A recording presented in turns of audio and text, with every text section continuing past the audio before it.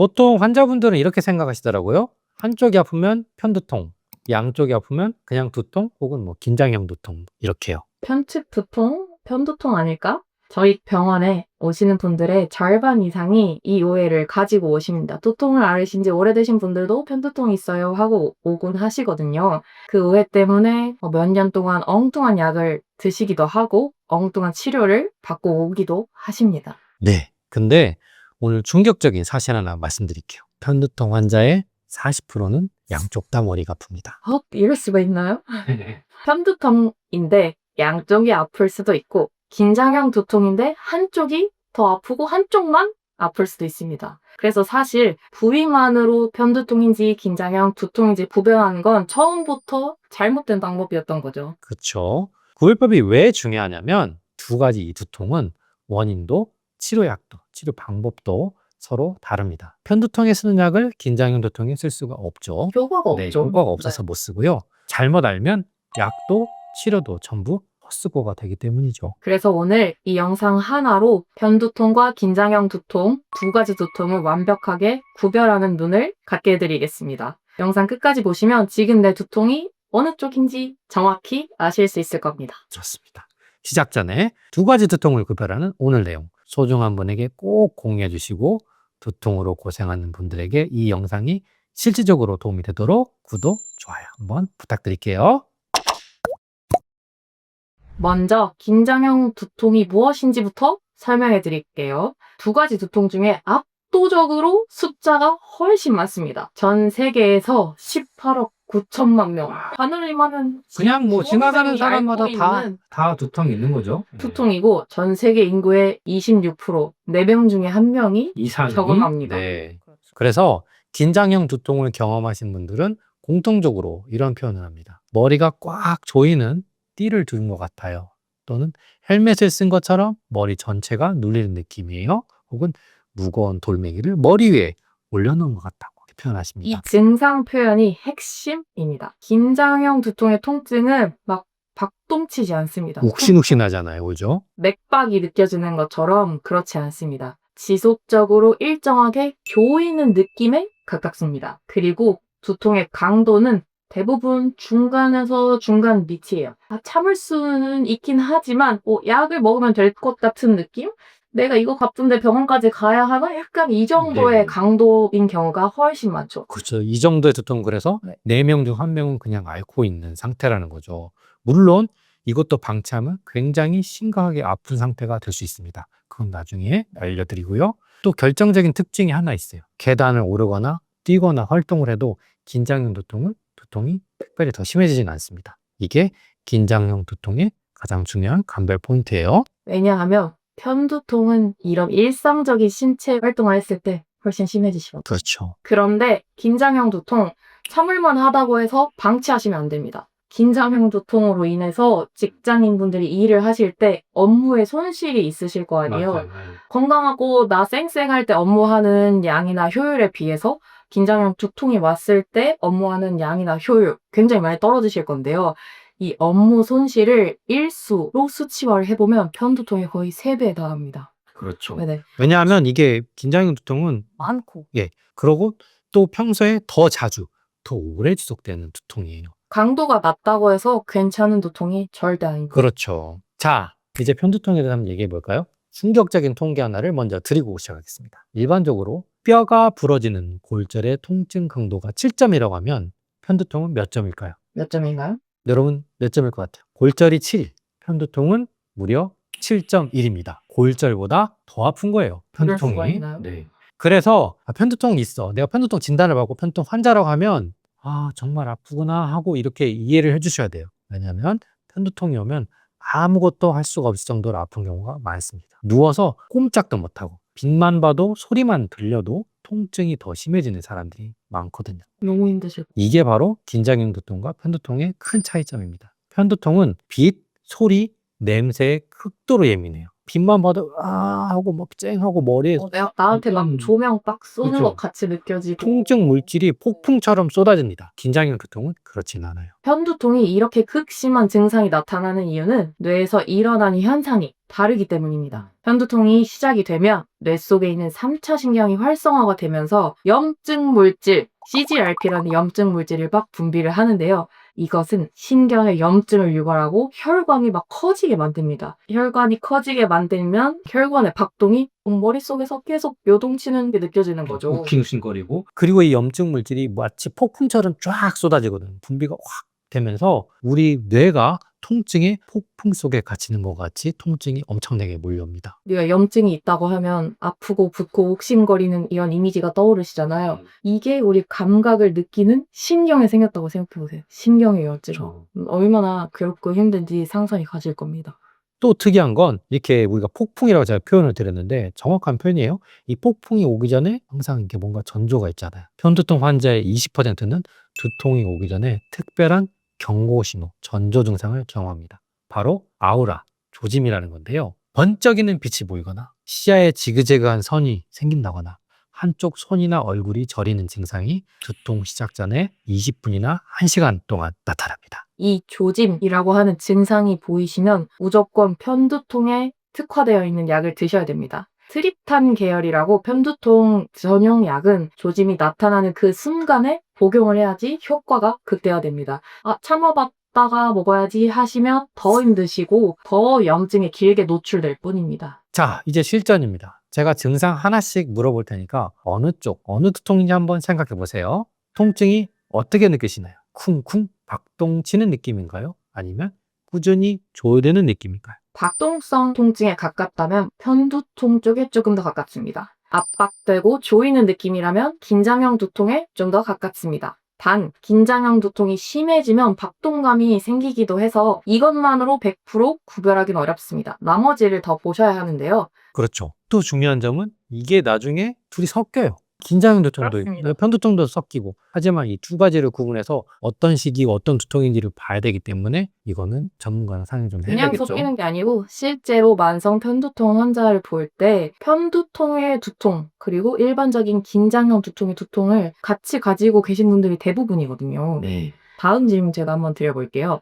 두통이 얼마나 심한가요? 1점부터 10점을 표현해 주세요. 자, 4점에서 5점 이하다. 즉 불편하지만 일상생활이 가능한 수준이다. 그러면 긴장형 두통에 가깝습니다. 만약에 통증 강도가 6점 이상, 누워야 한다, 나는 앉을 수도 없다. 그러면 편두통에 더 가까울 수 있어요. 물론 편두통도 가벼울 수 있고 아까 말씀드렸듯이 긴장형 두통도 방치하면 엄청나게 통증이 심해집니다. 그래서 기본적으로 경향성이 이렇다는 것을 일단은 이해하고 가시면 좋겠습니다. 또 구분하는 방법이 있죠. 두통이 있을 때 계단을 오르거나 걷거나 하면 더 심해지나 아닌가. 이게 아주 중요한 구별법입니다. 활동을 하면 두통이 확 심해진다. 이러면 그때는 편두통을 편두통이고. 강력하게 의심하시고 활동에도 별로 차이가 없다. 그러면 긴장형 두통 쪽입니다. 네. 이것은 꽤 구별의 기준이 되는 방법인데요. 실제 편두통의 진단 기준 항목 중에 하나거든요. 그렇죠. 네. 그 다음 또 제가 질문 한번 드릴게요. 두통이 왔을 때 커튼을 닫아서 빛을 차단하고 싶고 TV 소리가 너무 크게 들려서 끄고 싶다. 이럴 때는 뭘까요? 네, 이런 경우에 빛과 소리에 극도로 예민해진다면 편두통의 중요한 핵심 증거로 볼 수 있습니다. 긴장형 두통은 빛과 소리 민감성이 없거나 근데 또 둘 중에 하나는 있는 경우가 있어요. 그래서 이게 정말 전문가의 좀 조언이 필요합니다. 경험이 많은 사람들의 이 두 가지가 있다면 일단은 편두통 진단 기준에 딱 들어가는 거예요. 그래서 이 두 가지가 있는지 봐야 됩니다. 빛과 소리에 다 민감한지. 두통이 왔을 때 속이 울렁울렁 약간 메스껍고 실제로 구토를 하신 적이 있나요? 네.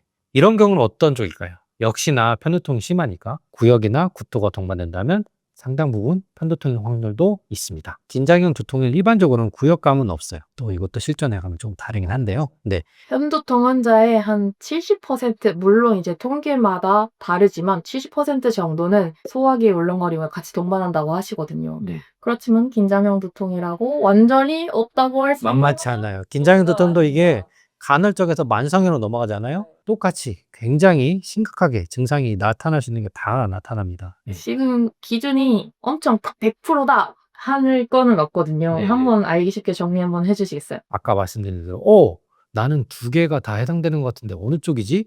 하시는 분들이 있을 겁니다. 그 느낌이 정확하게 맞으실 겁니다. 왜냐하면 편두통 환자의 무려 몇 프로일까요? 94%가 긴장형 두통을 함께 가지고 계시거든요. 엄청납니다. 네. 고생이 정말 많으십니다. 편두통이 있는 분들은 평소에 긴장형 두통을 달고 살다가 특정 상황에서 편두통 발작이 폭풍처럼 빵 터지는 패턴을 보이십니다. 그래서 이걸 다 편두통으로 생각하고 평소에 드시던 편두통 특정 약제의 트리탄 종류를 드시기도 하는데요. 실제로 저희 병원에 오시는 두통 환자분들이 자주 겪는 상황인데요.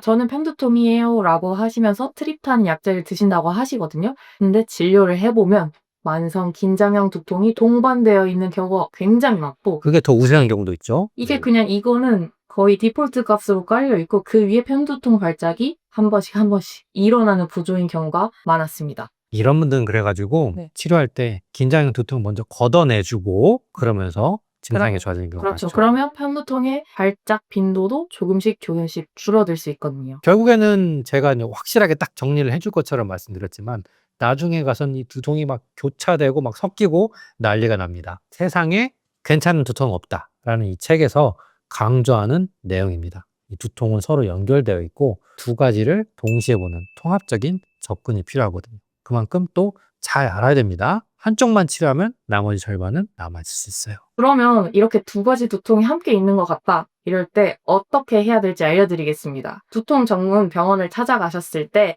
이 두 가지 두통을 명확하게 구분해주는 전문가, 의사를 만나셔야 됩니다. 신경성입니다. 아니면 편두통이니까 약 처방해주는 거 편두통 올 때마다 드세요. 라고 한마디만 해주는 의사 말고 두 가지 두통을 따로따로 정확하게 짚어주고 체계적인 치료 계획을 세워주는 전문가가 필요합니다. 그렇죠. 자, 오늘 긴장형 두통, 편두통 구분하느라 머리가 아프셨을 텐데 세 줄로 간단하게 정리해 드릴게요. 한쪽이 아프면 편두통?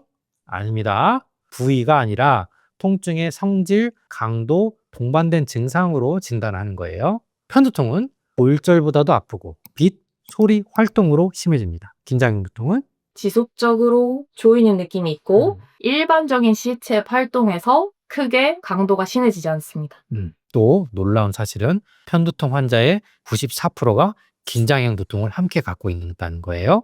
이 두 가지를 같이 보면서 관리를 하고 치료해줘야 됩니다. 이 두 가지 두통에 대해서 더 깊은 내용, 집에서 실천할 수 있는 관리법까지 저희가 직접 쓴 책 세상에 괜찮은 두통은 없다에 모두 담아두었습니다. 구매 링크는 고정 댓글에 남겨두겠습니다. 저속노화 실천 중인 분들 엄청 많으시죠? 요즘 세대의 키워드잖아요. 요즘 시대에.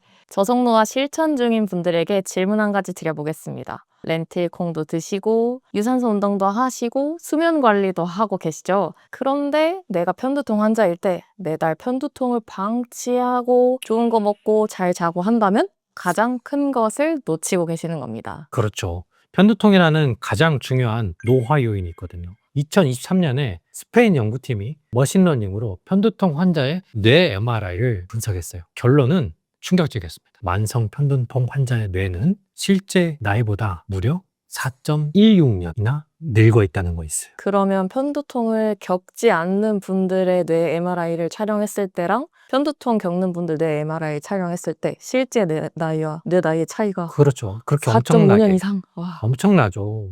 거의 5년 차이니까요. 그래서 저속노화를 아무리 열심히 해도 편두통을 방치를 하면은 이게 그 노력을 완전히 더 뒤로 돌리는 거라고 볼 수가 있어요. 그래서 오늘 영상에서는 세 가지 핵심 정보를 알려드리겠습니다. 첫 번째로는 편두통이 뇌를 얼마나 그리고 어떻게 빨리 늙게 하는지 최신 연구를 통해서 한번 보여드릴 거고요. 두 번째로 저속노화 루틴을 해도 편두통을 방치하면 왜 소용없는지 자세히 한번 설명드려 보겠습니다. 그리고 역시 마지막으로 지금 당장 실천하실 수 있는 루틴까지 알려드리겠습니다. 세상에 괜찮은 두통은 없습니다. 오늘 이 말의 무게를 가장 실감하게 될 거예요. 저희는 정말 두통에 진심인 한의사들입니다. 이런 정보 계속 받아보고 싶으신 분들은 구독 버튼 한 번만 눌러주시고요. 바로 시작하겠습니다.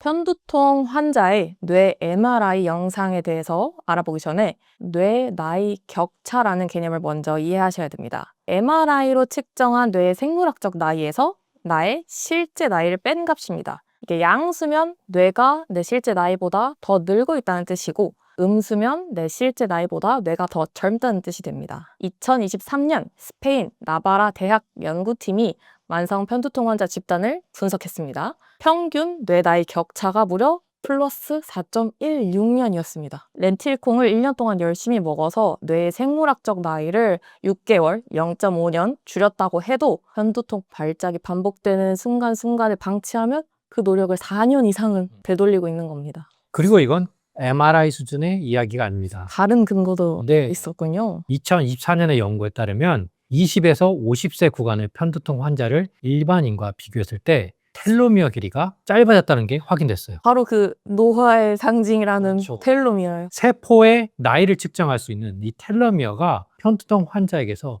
굉장히 짧아져 있는 것을 발견할 수 있었다는 거죠. 이 텔로미어는 저성노화와 관련된 어떤 커뮤니티에서 굉장히 중요한 키워드로 쓰이고 있죠. 키워드죠. 네네. 그래서 편두통 환자는 세포 수준에서도 이미 더 빨리 늙고 있다는 그럼. 이야기입니다. 뇌가 빨리 늙는 것도 영상에 찍힐 정도고 세포도 빨리 노화가 되고 있군요. 네. 거기다가 마지막으로 해마까지 줄어듭니다. 해마는 기억과 공간인식을 담당하는 뇌의 핵심 영역입니다. 아마 많이 들어보셨을 거예요. 알츠하이머로 인한 치매가 가장 먼저 손상시키는 곳이기도 합니다.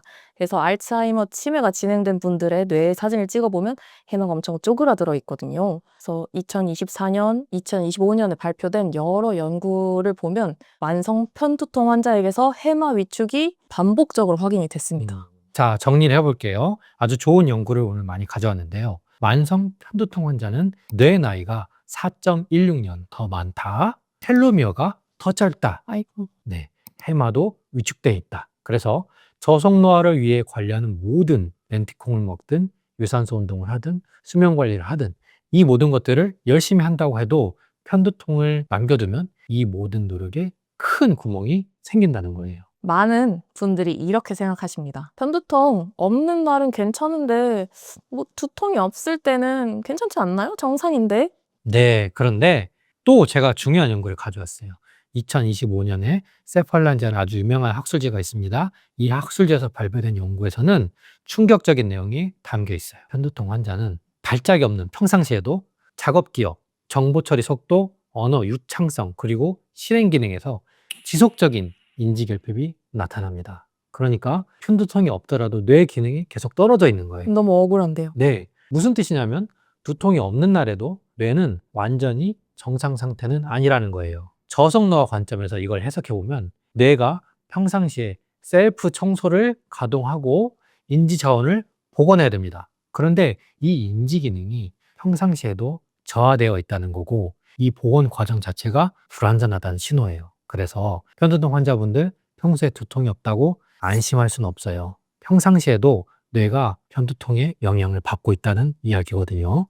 여러 연구들을 살펴봤는데요. 한마디로 정리해 보겠습니다. 편두통은 구조적으로 뇌를 늙게 하고 동시에 기능적으로도 뇌를 계속 소모시킵니다. 그래서 편두통은 두통 발작이 있을 때만 나쁜 병이 아닙니다. 24시간, 365일 내내 뇌에 영향을 주는 만성 신경계 질환입니다. 이걸 방치한다는 거는 저속노화를 실천하면서 동시에 뇌를 조금씩 더 빨리 쓰는 것과 똑같습니다. 그리고 이 가속노화라고 표현할게요. 이 가속노화가 단순한 인지저하로 끝나지 않는다는 것을 데이터로 우리가 저번에도 설명드렸죠. 연세대학과 숭실대학교 공동연구팀이 600만 명 이상을 10년 동안 추적한 결과 혈관성 치매가 발생할 위험이 1.2배가 되고요. 알츠하이머 치매가 발생할 확률이 1.37배까지 올라갑니다. 그리고 편두통이 만성화된 분, 한 달에 반절 이상 편두통을 앓고 있는 분들은 알츠하이머가 생길 확률이 1.5배에 육박합니다. 한 달에 여러 번 두통이 오는데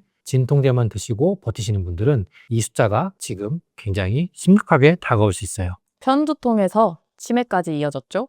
그런데 여기서 끝이 아닙니다. 뇌졸중 위험까지 높일 수 있습니다. 2023년에 대한민국 편두통 환자 4만 5천여 명과 대조군 18만여 명 비교한 연구에서는 뇌졸중에 영향을 미치는 모든 위험 인자를 보정한 후에도 편두통 환자군의 뇌졸중 위험 확률이 1.35배 높았습니다. 그게 무슨 말이냐면 고혈압도 뇌졸중을 일으킬 수 있고 그럼요. 당뇨, 흡연, 담배 피워도 뇌졸중이 올라갈 수 있어요. 그런데 이런 여러 가지 요인들을 다 제하고 나서도 편두통 하나만 가지고 오로지 편두통만으로. 뇌졸중이 올 확률이 무려 35%가 더 높다는 이야기로 볼 수가 있어요. 심지어 이건 젊은 사람들에게 더 크게 작용한다고 합니다. 그렇죠. 그래서 저속노화의 관점에서 이 숫자들을 보면 저속노화의 목표가 우리가 건강하게 건강 수명을 늘리는 그냥 오래 거다. 사는 건 아니죠. 그죠?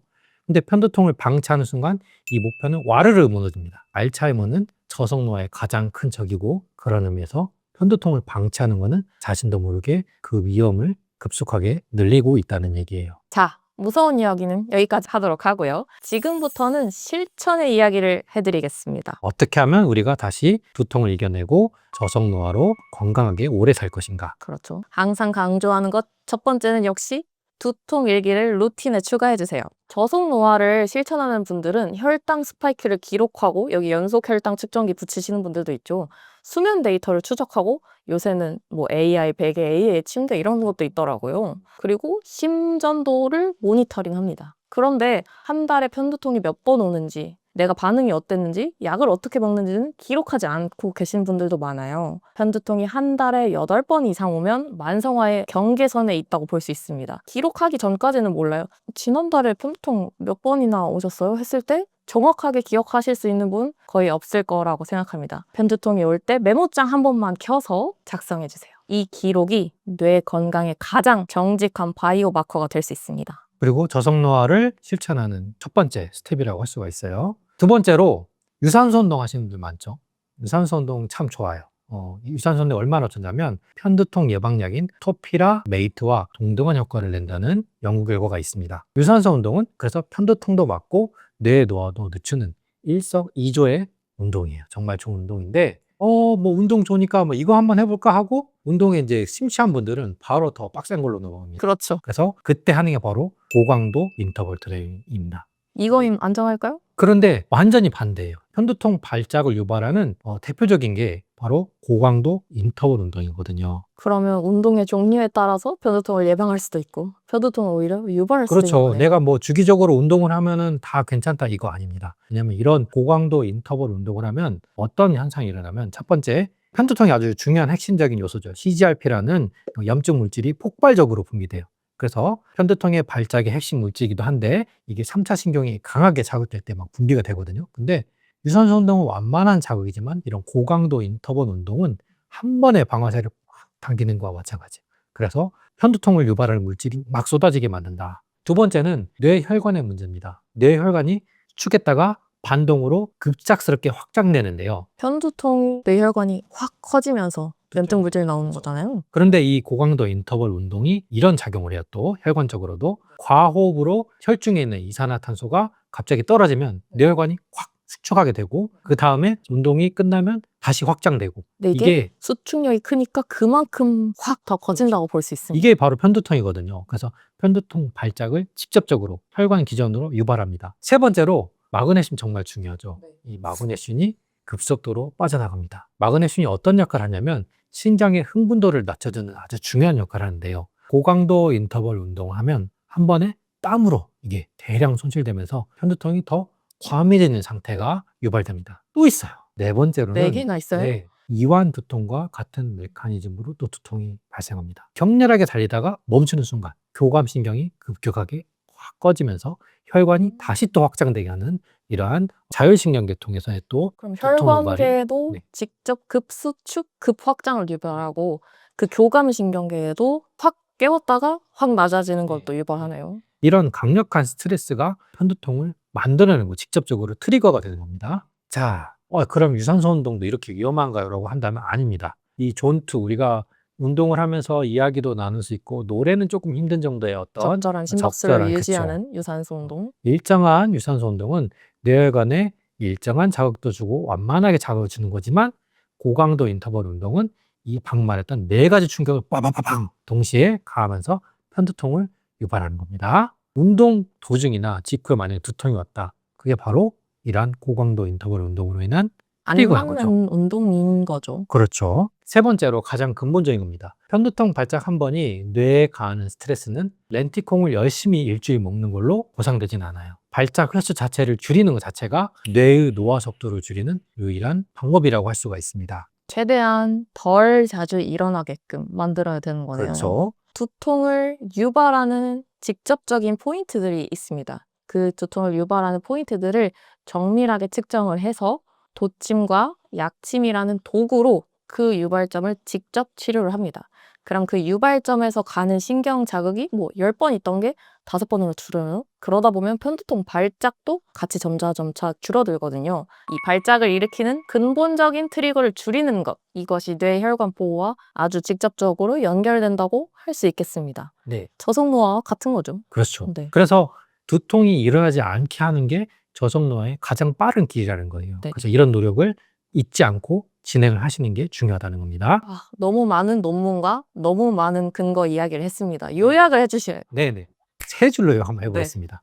하나, 만성 편두통 환자의 뇌는 실제 나이보다 4.16년 더 늙어 있다. 텔로미어도 짧고 세포, 해머도 위축되어 있다. 기억력도. 네. 두 번째, 발작 없는 날에도 뇌는 쉬지 못한다. 저속노화 루틴을 해도 편두통을 방치하면 큰 구멍이 생기는 겁니다. 세 번째, 여기 대안이 있어요. 두통 일기로 빈도를 파악하고 발작 자체를 줄이는 치료가 저속노화의 빠른 길이다. 렌틸콩에 존2 유산소 운동에 수면 관리 이렇게 열심히 공을 들이고 계신 분들 그 노력이 온전한 효과를 내기 위해서 두통 관리가 아주 기반, 처음이자 마지막 퍼즐이 되겠습니다. 편두통과 뇌 노화 연결 그리고 두통 버튼 치료에 대한 더 자세한 내용은 여기 저희가 정말 정성 들여서 쓴 세상에 괜찮은 두통은 없다. 이 책에 자세히 담겨 있습니다. 구매 링크 고정 댓글 한번 확인해 보세요. 오늘 영상이 도움이 되셨다면 저속노화에 진심인 주변 분들, 편두통을 앓고 계시는 분들에게 공유해주세요. 그분들의 뇌를 지켜드리는 일이 됩니다. 세상에 괜찮은 두통은 없습니다. 하지만 함께라면 반드시 이겨낼 수 있습니다. 지금까지 두통의 모든 것이었습니다. 감사합니다. 감사합니다.